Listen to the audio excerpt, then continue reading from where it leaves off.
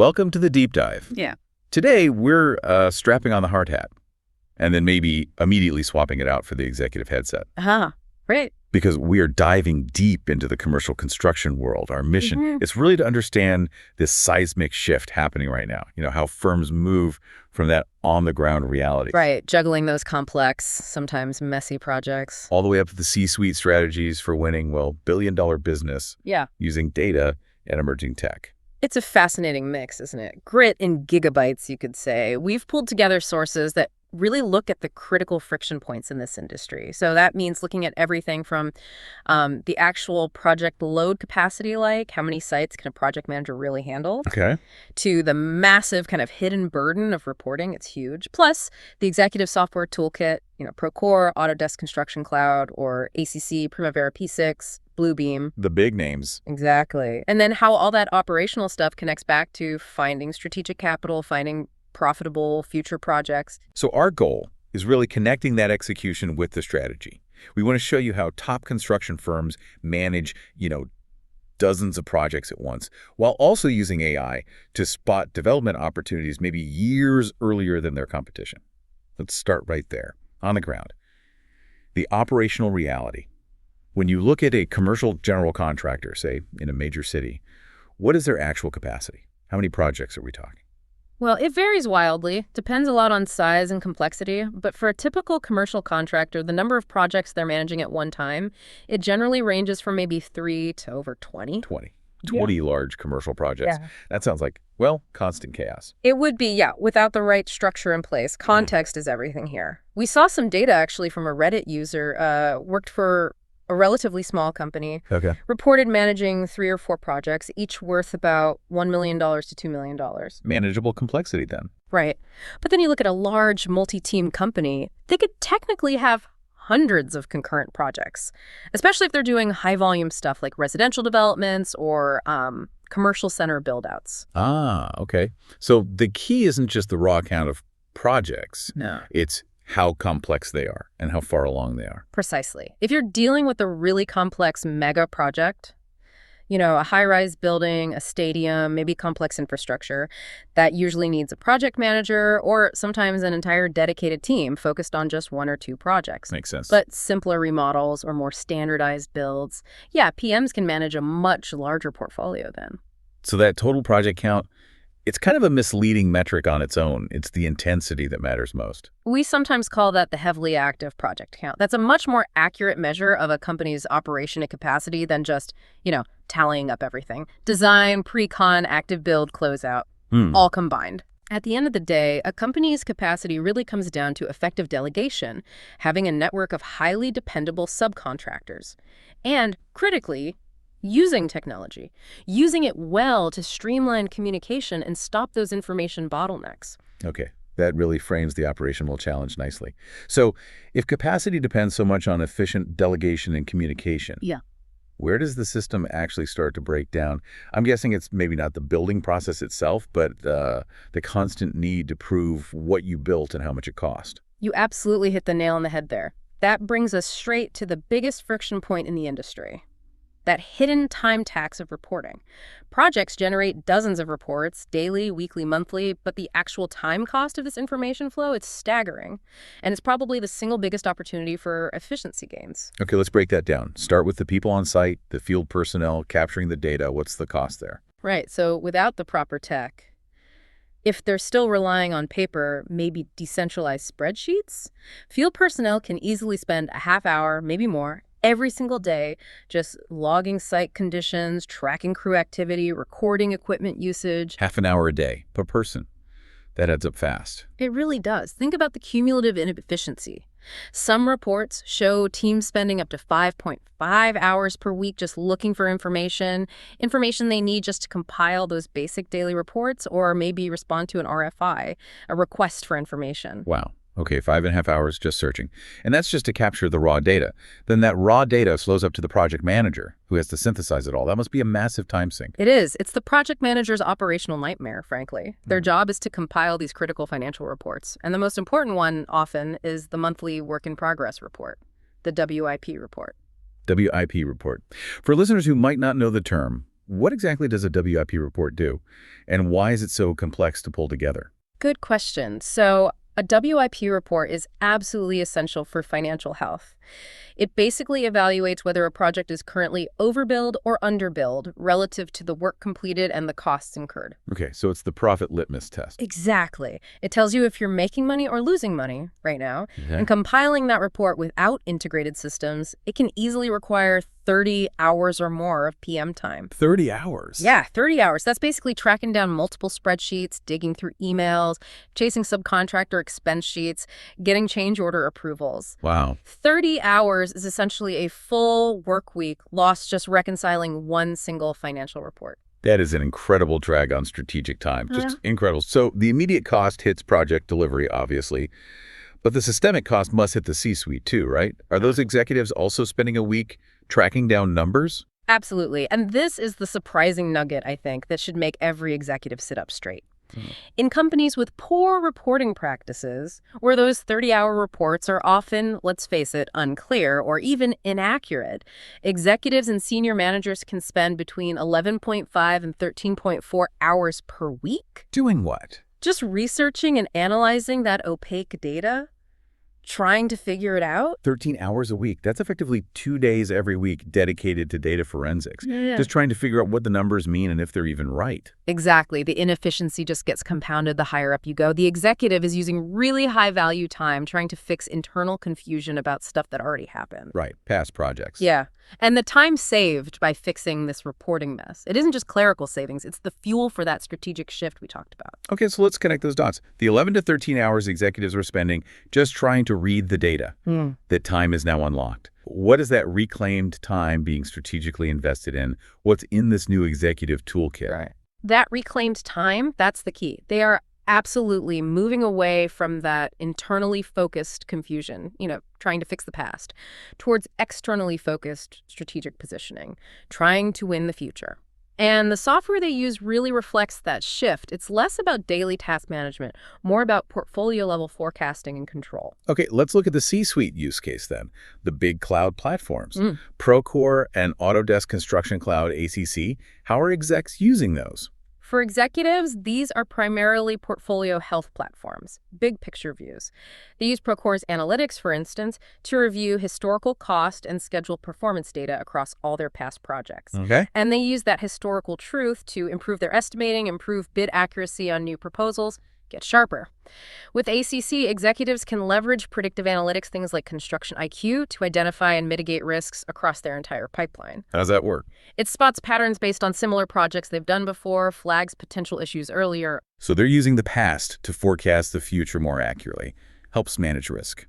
Makes sense. And what about Primavera P6? That's always seemed like the super complex, detailed scheduling tool. It is detailed, but for the executive, P6 is more like the strategic GPS for those really large, complex projects.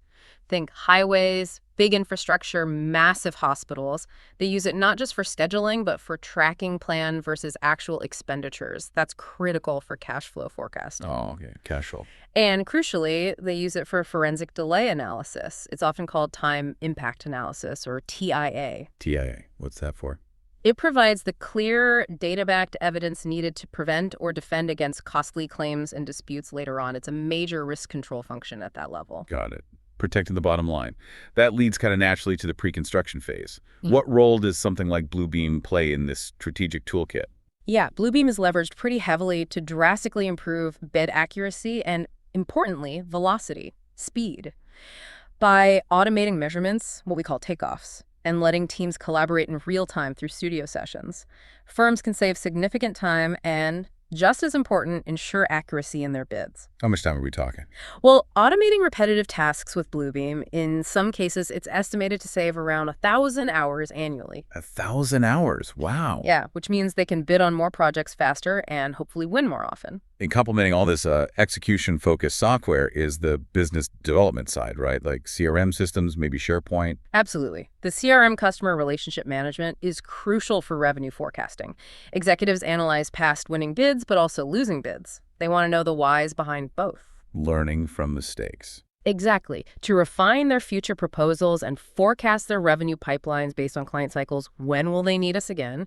And SharePoint often acts as that centralized project dossier, you could call it. It manages all the documents. It helps automate those critical handoffs, like from the estimating team to the construction team. Smooth transitions. Right. And it helps ensure compliance and efficiency through strict version control and metadata tagging. Keeps everything organized and traceable.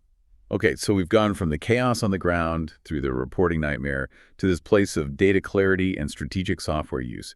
Now we need to connect that strategic data to actual growth. Let's talk about the future of development. You mentioned these liquidity pools. What are those? Yeah, the term's useful, I think. A liquidity pool is basically just a programmatic hotspot. It's where capital, policy, and community attention all kind of concentrate. It allows value and investment to flow more easily with less friction. Okay.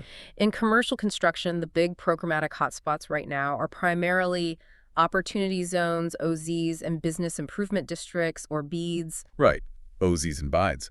So what's the market friction? Why is proactively targeting these pools so essential for the winning firms?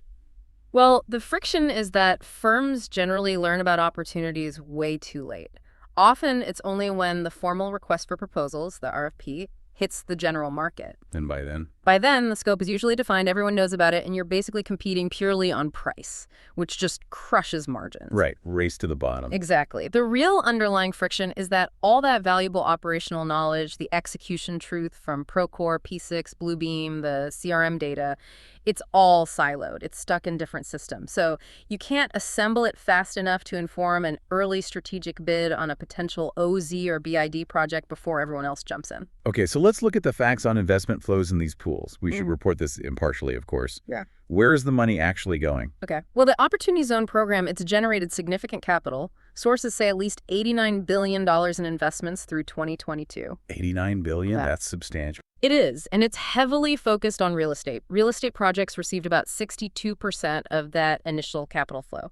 It's such a major flow, in fact, that there are even proposals being discussed to expand the program. Oh, interesting. Expand how? Potentially unlocking an additional $50 billion, maybe targeting rural OZs with extra benefits to try and incentivize development there, too. Okay, so OZs are a big pool. What about BIDs? You said they're reliable, localized funding sources? Absolutely. BIDs are great because they generate their own assessment revenue. That means predictable, localized pools of funds specifically for construction and maintenance within that district. Predictable is good in construction. Always. Consider New York City's BIDs. Collectively, they generate over $100 million annually just in assessment revenue in that one city. Similarly, you look at some large Philadelphia BIDs, they can reach annual budgets as high as $29 million. They aren't just one-off projects, they represent continuous capital flows year after year. Okay, so here's the key integration point then. Connecting the execution data from Procore, P6, etc., to these external liquidity pools using AI. What does this actually mean for business development? How does it change the game?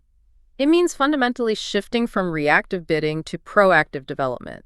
The whole philosophy is about turning all those scattered facts, that siloed data, into a single shared signal, making sense of it all. Okay. So the goal of integrated AI here is to reduce that operational friction we talked about by connecting all the data, Procore, P6, CRM, market data. Firms are genuinely looking to achieve something like a 30% earlier discovery of opportunities. 30% earlier. How? By getting, say, a date-stamped alert that indicates a specific client is highly likely to develop an OZ parcel they own, maybe months before any public RFP is ever issued. Getting ahead of the curve. Way ahead. And this feeds directly back into that executive time saved from not chasing down bad reports, right? Precisely. That reclaimed time is reallocated to high-value development work, proactive work. We're seeing AI tools emerge that use natural language query like an Ask Plexi type system that sits over all that integrated data. Those tools alone can save business development users maybe 2 to 4 hours per week just in research time. 2 to 4 hours back every week. Yeah, and this helps ensure what some call the winning triad, aligning your process, delivering on time under budget, your resources, people and tech, and your development, revenue, and scaling are all synchronized. It leads to much greater visibility and ultimately reduced risk in pursuing those valuable liquidity pools. Okay, to bring this full circle now. Yeah. This kind of aggressive, data-driven strategy, it requires specific talent, right? Yeah. Which brings us to our fifth segment, the compensation context.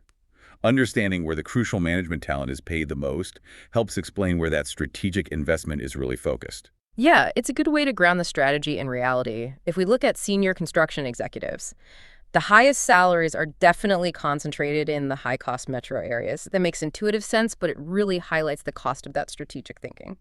Give us some numbers. Okay, so an executive in, say, New York City averages around $297,000 in base salary, and the top earners there can exceed $372,000 base. Now, contrast that with major metro areas in the Central South, maybe Texas. There, the average is closer to $250,000. That's a pretty significant regional gap. Reflects cost of living, sure, but maybe also the concentration of those mega projects. Likely both, yeah. And what about the senior project managers? These are the people who really execute the strategy and have to leverage all this new software effectively. Where do they stand? Senior PM pay is actually high pretty much across the board. It reflects the complexity of the job now and the high demand for people who can manage these integrated systems. The Pacific region, particularly Washington State, averages around $143,553. The Northeast, with NYC averaging about $131,000, is close behind. Even the Midwest, you look at Chicago, it averages about $130,620. So that technical fluency in the PM role, it's valued almost universally high. It seems so, yes. The demand is strong. And finally, the superintendent. Yeah. The key field operations talent, the ones implementing those daily reports we talked about. How does their compensation vary? Superintendent base salaries, they vary quite widely. In high-cost areas like New York City, the average can be around $134,000. But if you look down towards the Southeast, that base salary often falls somewhere between $61,000 and $126,000. Big range. Yeah, that's quite a spread. It is. However, their compensation is also really strongly correlated with bonuses and the specific project type. Managing mega projects demands higher compensation and significant bonus potential, pretty much regardless of region, just because of the higher risk and complexity they handle day in, day out. Right. Risk equals reward. Often, yes. Okay. So wrapping this all up, what does this really mean for you, the listener? We've seen this clear industry transition, right? From reactive project management, chasing reports, fixing errors, to proactive data management aimed at accelerated business development. For me, the most surprising aha moment in all this research is really the economic reality of that time reclamation. The fact that executives were spending 11.5 to 13.4 hours per week just trying to read unclear data, and that time is now being reallocated, that's huge. It's a massive shift in focus. It really is. They are literally moving from a state of internal confusion and rework to proactively targeting those external liquidity pools like BIDs and OZs using integrated AI. This transforms all that execution data from just being a historical archive into becoming the ultimate business development asset. It's fuel for growth. So we've seen how leveraging AI to connect execution data from Procore, from P6 to relationship data from the CRM can potentially lead to 30% earlier opportunity discovery. If the winning business development firms are really defined by those who can learn faster than the market, here's a thought for you to chew on. What siloed pieces of data does your firm need to connect? How can you create your own internal liquidity pool of knowledge to scale your know-how and get ahead? Something to think about as you evaluate your next strategic move.